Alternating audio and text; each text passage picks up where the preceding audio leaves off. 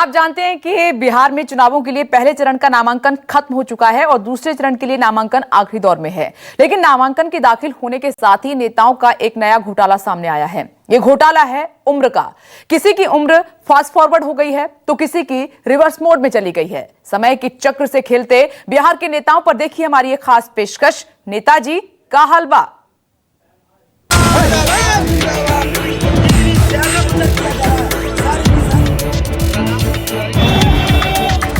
बिहार में चरम पर चुनाव, नेताजी हो गए जवान।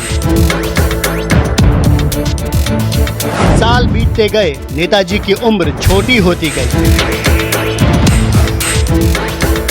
जी हां, बिहार के नेताओं ने एक नया कमाल कर दिया है। चुनाव में लोगों से बदलाव की अपील करने वाले नेताओं ने बदलाव की शुरुआत खुद से ही कर दी है। नेताओं ने अपनी उम्र के आंकड़ों में ही बदलाव कर दिया है। आप इसे उम्र का घोटाला भी कह सकते हैं। सबसे पहले बात करेंगे नीतीश सरकार के मंत्री जय कुमार सिंह की।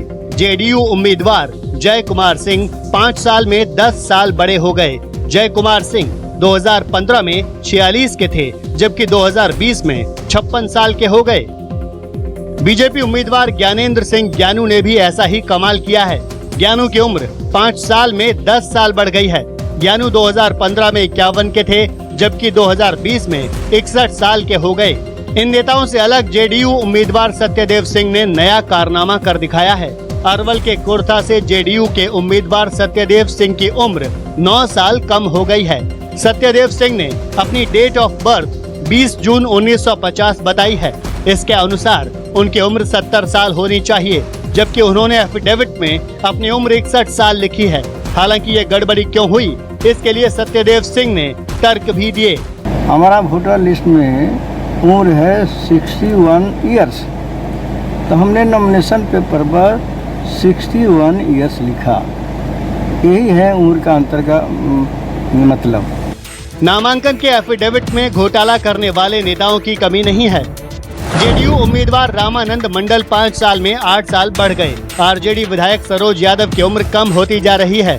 आरजेडी के उम्मीदवार सरोज यादव 5 साल में 33 से 30 साल के हो गए। बीजेपी की निक्की हेम्ब्रम 5 साल में 1 दिन भी नहीं बढ़ी। निक्की 2015 में भी 42 साल की थीं और 2020 में भी 42 की हैं। कागजों में कांग्रेस के उम्मीदवार राजेश कुमार 2 साल छोटे हो गए। वहीं 3 बार विधायक रहे बीजेपी के ब्रिज किशोर 5 साल में 7 साल बड़े हो गए। पहचान कार्ड में उम्र को लेकर के कई बार त्रुटियां होती हैं और उसके आधार पर ये गलतियां कहीं ना कहीं शपथ पत्र में भी हो जाती हैं। लेकिन इस बार ये रियायत दी जानी चाहिए और इसके बाद इस तरह के त्रुटियों के लिए स्पष्ट मार्ग निर्देशन भारतीय निर्वाचन आयोग को करना चाहिए। 5 वर्षों में किसी का एज बढ़ गया या किसी का कम हो रहा है, तो ये तो चुनाव आयोग देखेगा पूरे मामले को। दरअसल चुनाव लड़ने के लिए सिर्फ न्यूनतम उम्र की बाध्यता है। न्यूज़ 24 के लिए पटना से सौरभ कुमार की रिपोर्ट। नमस्कार, मैं हूं मानक गुप्ता।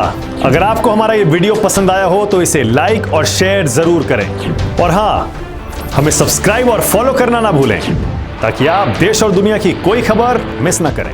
तो जुड़े रहिए हमारे साथ और देखते रहिए न्यूज़ 24।